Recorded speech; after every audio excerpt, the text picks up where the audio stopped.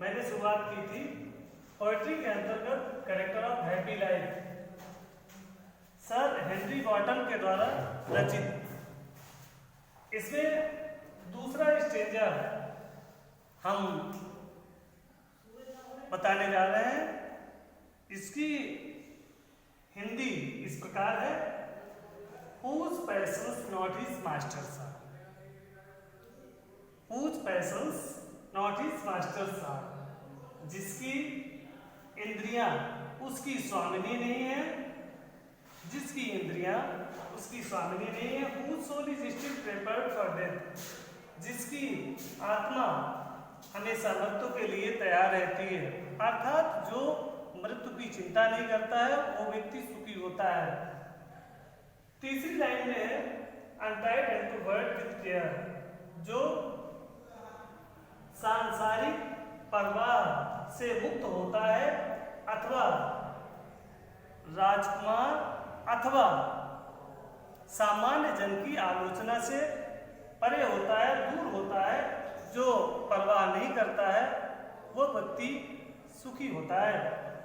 अब ये छात्रों को हिंदी समझ में आ गई होगी, तो आशा करते हैं कि आगे जो है रेफरेंस बता रहे हैं वो भी समझ में आ जाएगा। जैसा कि फर्स्ट ईयर में छात्रों ने थोड़ा सीखा है रेफरेंस कैसे लिखा जाता है, तो फिर हम रिवाइज कर देते हैं। रेफरेंस को हिंदी में कहते हैं संदर्भ। This stanza has been selected from the poem Character of a Happy Life composed by Sir Henry Wotton। अब इसकी दूसरी जो हेडिंग है वो है कॉन्टेक्स्ट। कॉन्टेक्स्ट कॉन्टेक्स्ट का मतलब होता है प्रसंग। प्रसंग। अब इसमें हम दूसरी हेडिंग में प्रसंग कैसे लिखें, तो बहुत ही साधारण जो कॉमन पॉइंट है वो हम लेकर के चलते हैं। कॉमन पॉइंट में इस प्रसंग को कैसे हम लिख सकते हैं, तो ये प्रसंग जो है पूरी कविता में लिखा जा सकता है। तो उसमें लिखेंगे in this stanza the poet sir Henry Wotton describes about some chief qualities of happy life. ये प्रसंग हम लिख सकते हैं और इस प्रसंग को हम पूरी कविता में लिख सकते हैं। तो देखें आगे एक्सप्लेन करने के लिए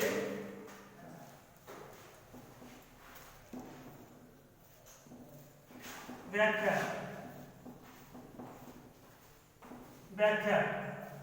अब इसकी व्याख्या कैसे लिखते हैं?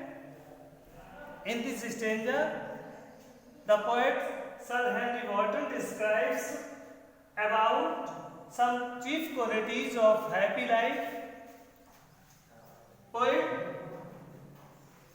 says that man is happy who has full control over his desires.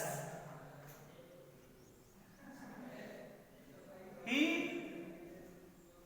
is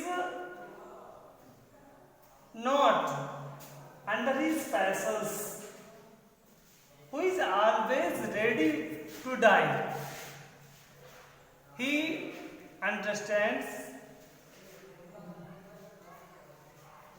death is definite for everybody. The man who is born in this world must die one day, and died unto the world with care.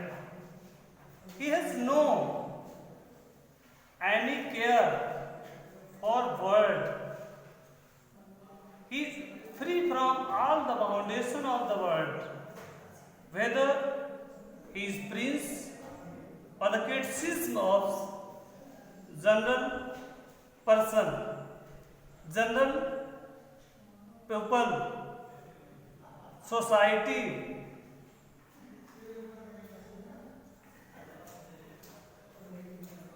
तो आज ये इसका explain हुआ।